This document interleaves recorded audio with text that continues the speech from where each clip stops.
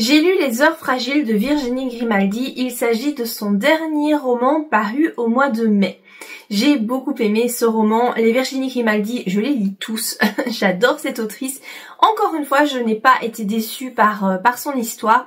Ici, elle va mettre en scène une maman et son adolescente de 16 ans, Lou et Diane. Alors, elles s'entendent très bien. Diane, la maman, est vraiment très présente pour ses enfants. Il y a aussi un petit frère qui doit avoir 9-10 ans. Elle fait vraiment très attention à sa fille, sauf que Lou, elle va pas bien du tout et elle le cache à sa maman. Elle le cache même très bien parce que sa maman n'y voit que du feu, alors que vraiment c'est quelqu'un qui est fort présent pour ses enfants.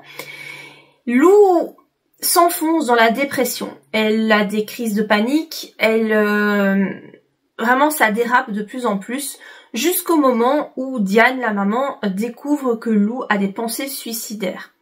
Et donc là, ça lui fait vraiment un gros choc et il y a des choses qui vont être mises en place. Donc en fait, cette histoire, c'est vraiment ça. C'est l'histoire de cette mère et de sa fille.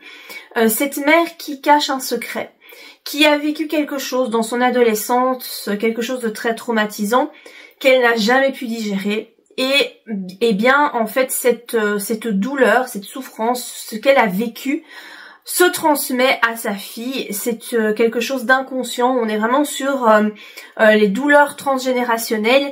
J'aime beaucoup ce thème parce que je le trouve, enfin j'y crois complètement et je trouve que tout le monde devrait travailler là-dessus parce que les parents transmettent des choses à leurs enfants, des bonnes choses, mais aussi des choses qui n'appartiennent pas aux enfants, qui appartiennent vraiment aux parents, qui ne sont pas réglées. Et malheureusement, on le fait pas exprès en tant que parent, mais ça se transmet. Et c'est problématique forcément parce que là, Lou, elle a un gros mal-être en elle. Elle comprend pas d'où ça vient et en fait, ça vient de sa maman. Mais évidemment, il faut pas jeter la pierre aux parents parce que tout se fait de façon inconsciente. Et donc Diane prend conscience de ça et va essayer de régler cette chose qui a donc eu lieu dans son adolescence. Elle ouvre les yeux et ça c'est bien, c'est important et je trouve que tous les parents devraient en arriver à cette prise de conscience.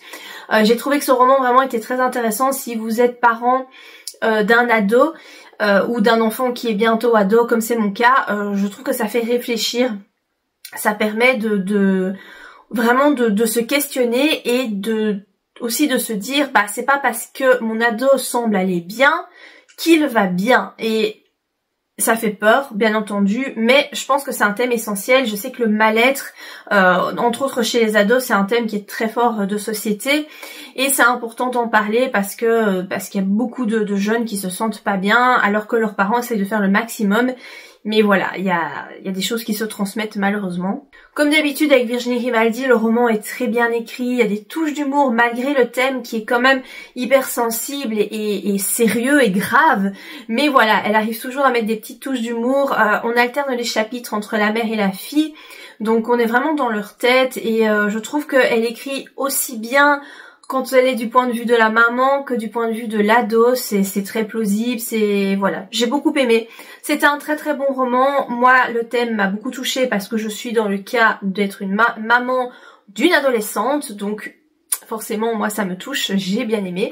Je vous le conseille. Je sais pas s'il pourra plaire à tout le monde en fonction de votre situation familiale. En tout cas, pour moi c'était une vraie réussite.